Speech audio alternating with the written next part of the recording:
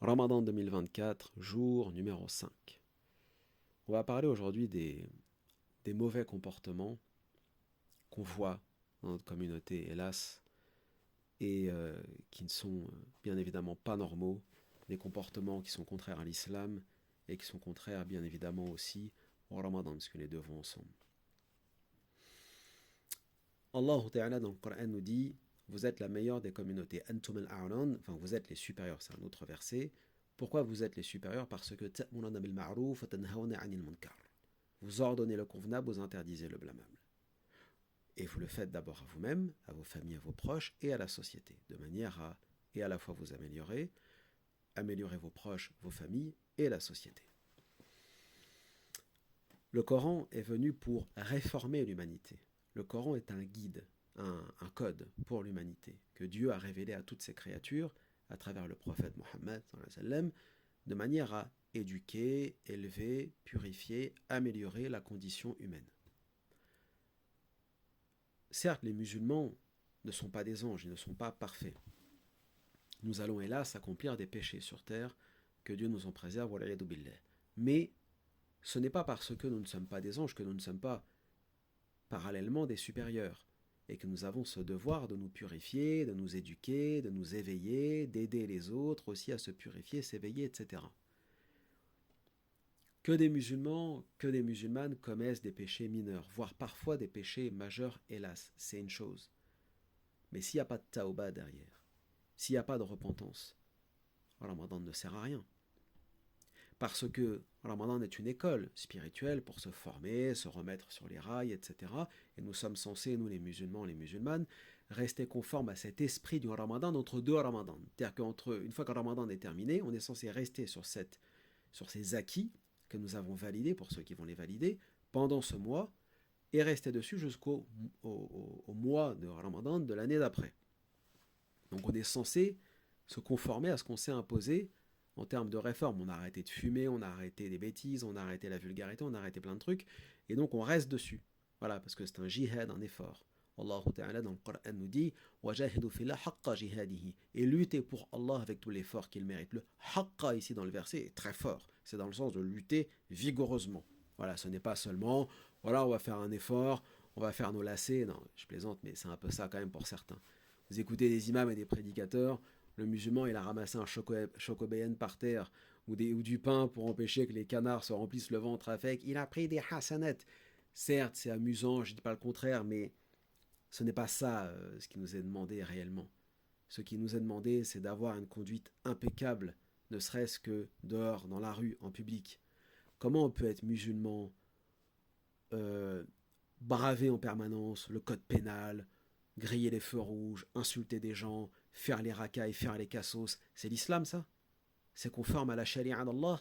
C'est conforme à la sunna du prophète sallallahu alayhi wa sallam au Coran Karim? Ne pas être parfait, c'est une chose. Ne pas être des anges, c'est une chose. Ne pas être totalement préservé des péchés mineurs ou majeurs, c'est une chose. En cachette peut-être, en privé.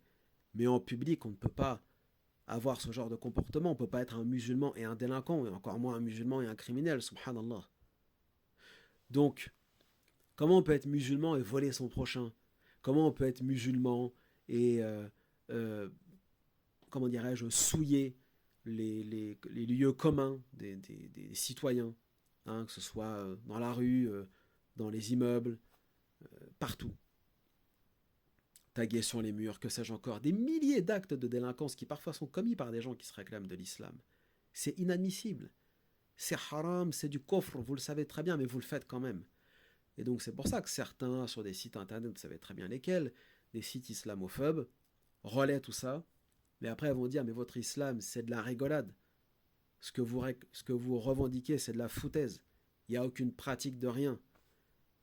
Pour certains musulmans, t'as une barbe, t'as un qamis, c'est bon, tu es dans Taïfa Mansoura, le groupe sauvé, t'es déjà fait le Jannah au paradis. Et le comportement alors, et l'éthique, la morale. Donc on peut un qamis, c'est une barbe, on peut faire les gogoles à Dubaï avec des chichas, des prostituées, et puis non mais subhanallah. Certains ont atteint un tel degré, disons, de kofr. Il y a un hadith qui vaut ce qui vaut, qui dit que un acte de kofr, c'est un point noir sur le cœur. On appelle ça le ran. Et d'ailleurs, un verset du Coran en parle. Allah Ta'ala dans le Coran nous dit وَكَرَّهَ إِلَيْكُمُ الْكُفْرَ وَالْفُسُوقَ وَالْعِصْيَانَ. Et on vous a fait détester la mécréance, la perversion et la désobéissance. Donc, dans l'esprit de certains qui ne comprennent rien et qui le font exprès, ici, en gros, ouais, t'inquiète Ismaël, on déteste les kuffars. Et puis, non mais, c'est pas ce qu'on vous a demandé. C'est pas ce que le Coran vous a demandé. Le Coran ne nous a pas demandé de détester des gens parce que, hélas, ils ne sont pas encore revenus à l'islam. Non.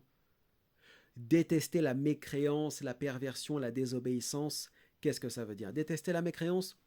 D'abord, dans la aqida, effectivement, détester ce qui contredit tawhid, etc. On est d'accord. Mais détester le kufr, c'est aussi, on va mettre de côté le culte, la partie péché, morale, éthique. Quand on voit de l'indiscipline, quand on voit des actes qui relèvent de l'illicite à un moment donné, que ce soit les trafics, etc., la délinquance ou autre, c'est du kufr. C'est haram, ça en fait partie. La perversion, la fornication, des déviances sexuelles, etc., ça en fait partie. Et enfin, pour terminer, la désobéissance de façon générale qui englobe tout cela, c'est quoi? C'est le fait de regarder en gros son Seigneur et de dire « Il m'a donné des prescriptions, mais je m'en moque.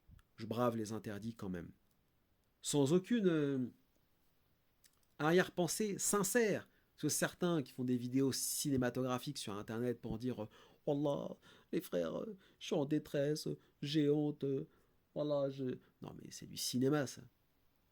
C'est du cinéma. Ceux qui réellement sont dans une démarche de purification, de taouba, ne feraient jamais ça. Ils vont faire taouba, ils vont à la mosquée, ils se réforment, ils abandonnent leur mauvais comportement, ils se conforment au Coran, point final. Terminé. Et bien sûr que des humains peuvent commettre, parce que tous les péchés ne se valent pas. Allah Ta'ala dit sont-ils égaux ceux qui savent et ceux qui ne savent pas? C'est pareil par rapport au péché.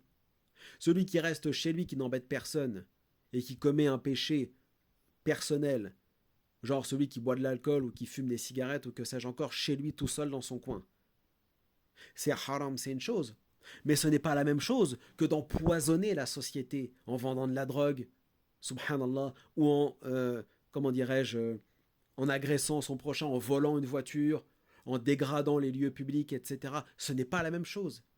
Un péché qui englobe des tiers des autres personnes, c'est pire que celui qui rage chez lui et qui se l'impose à lui-même. Parce que lui, il n'embête personne, il est dans son coin. Comme dit un hadith, il s'est couvert du voile d'Allah dans sa honte. Mais les autres ne se couvrent d'aucune honte.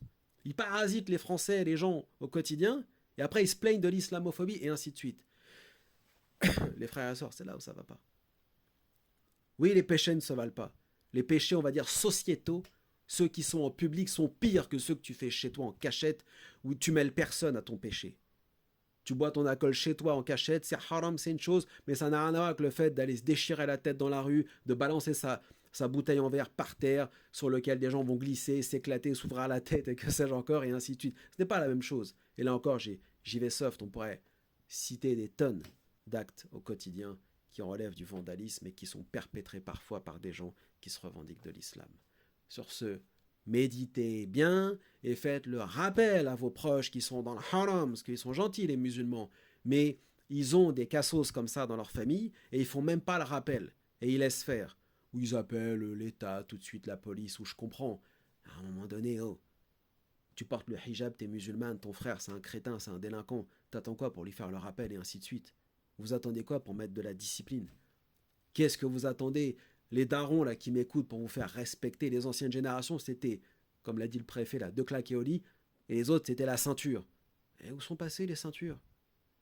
Il y en a, ils ont plus de ceinture. Visiblement, il y en a, ils ont même plus de pantalon, je crois en fait. Subhanallah. Sur ce, sahftourkum.